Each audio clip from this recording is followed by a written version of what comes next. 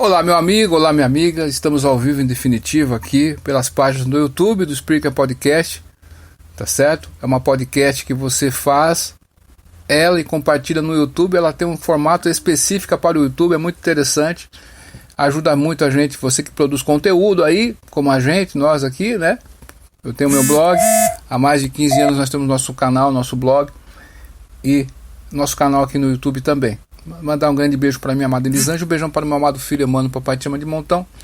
Hoje, dia 29 de dezembro de 2022, o meu relógio são exatamente meio-dia e 32 minutos em ponto. Eu falo ao vivo, em definitivo, da cidade americana, que pertence à região metropolitana de Campinas, interior do estado de São Paulo.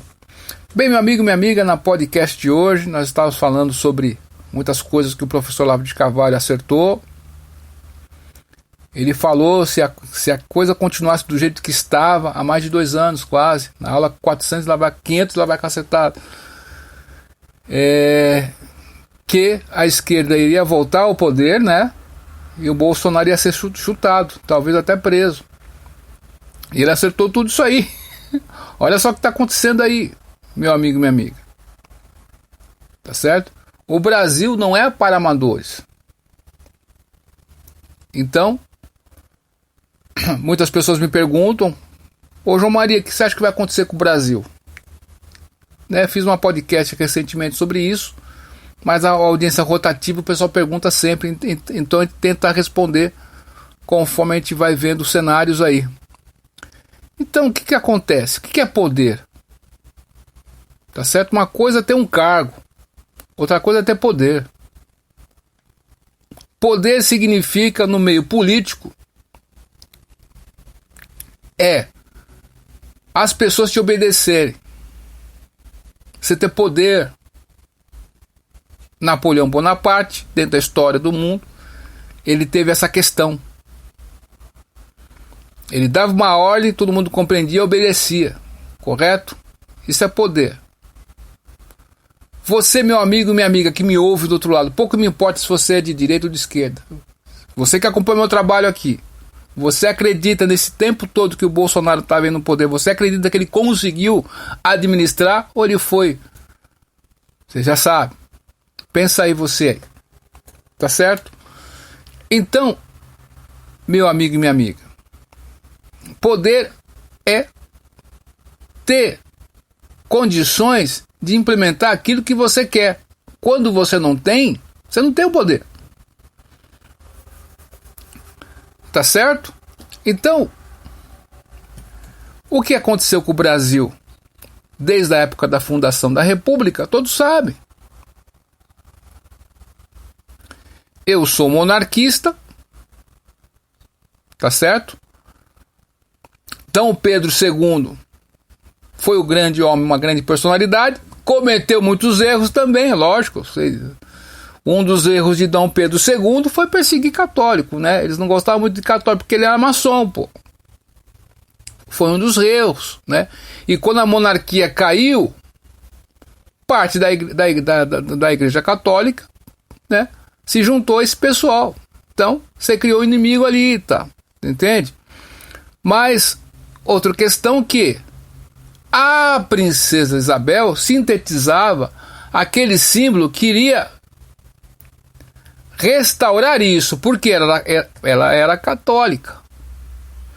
E os maçons não queriam uma princesa, uma rainha católica, pô, uma imperatriz, né, na verdade, católica. Ela não era maçom. Mas não deu tempo, né? Então, sempre no Brasil, quando surge algo que vai dar um tal, o pessoal sabota. Parece que a história vai se repetindo. Então o Brasil tem revoluções e contra-revoluções. Pode ver a história do Brasil aí, ó. Pode ver. Né? Depois que entrou a República, o que temos hoje?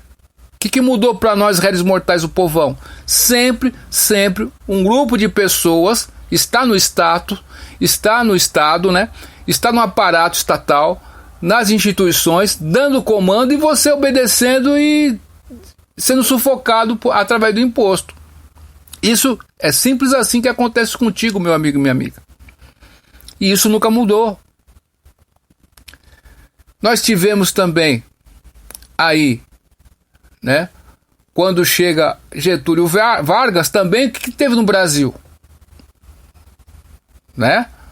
Mas, né, perseguição. Depois teve uma outra contra-revolução.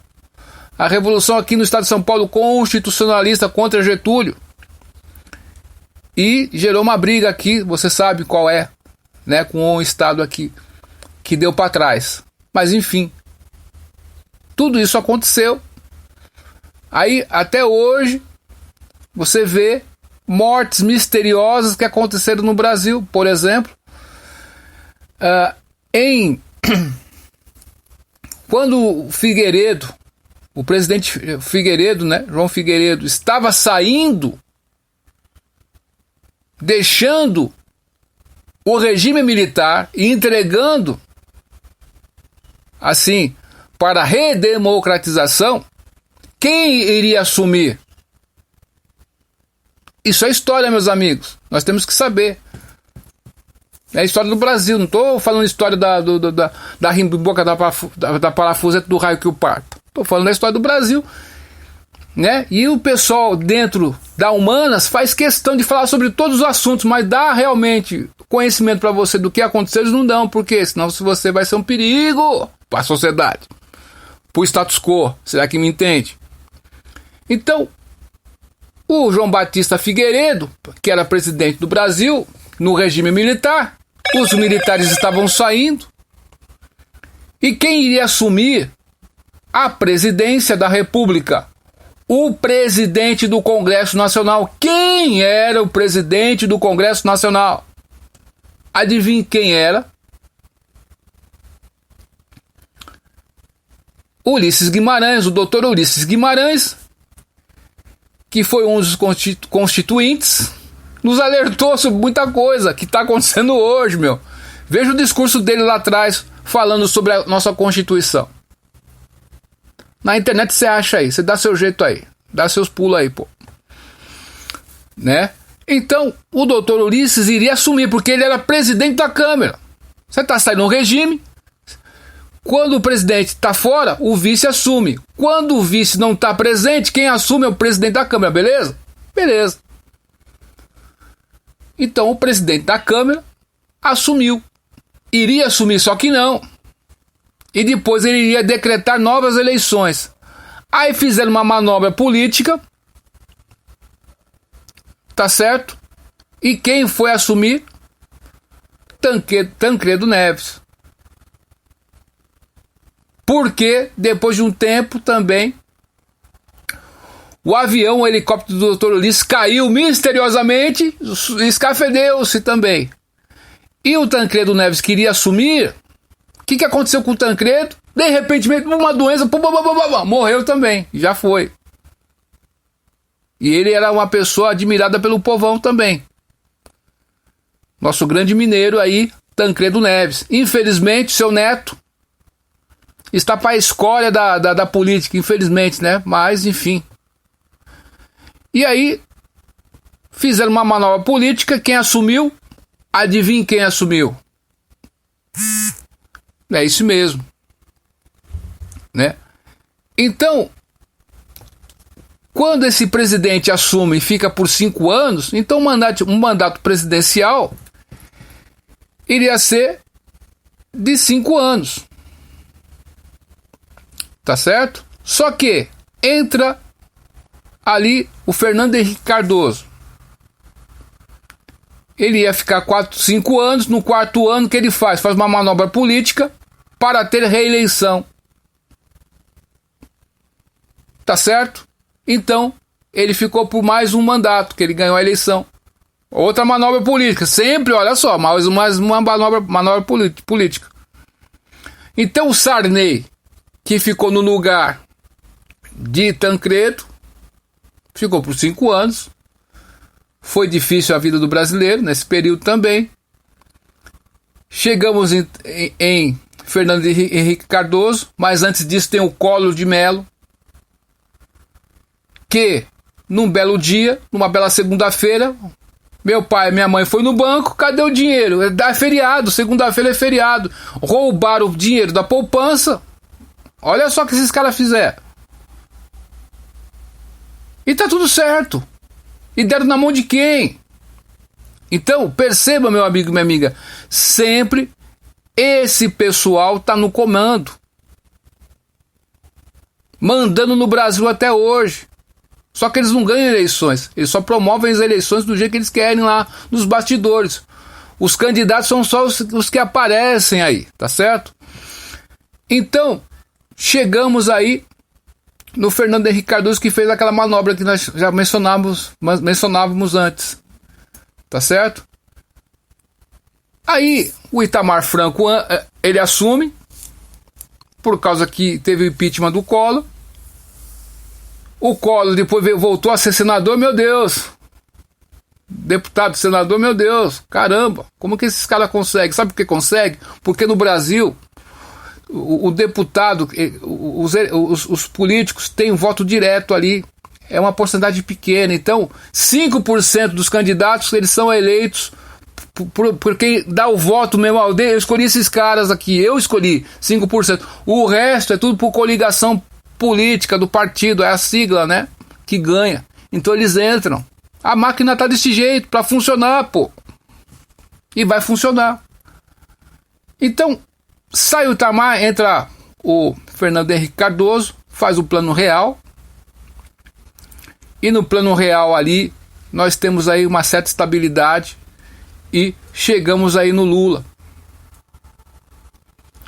E desde então, nós não temos aqui uma oposição no Brasil. É só desde a época aí do Sarney até aí o Temer, não tivemos uma oposição, é só fingimento.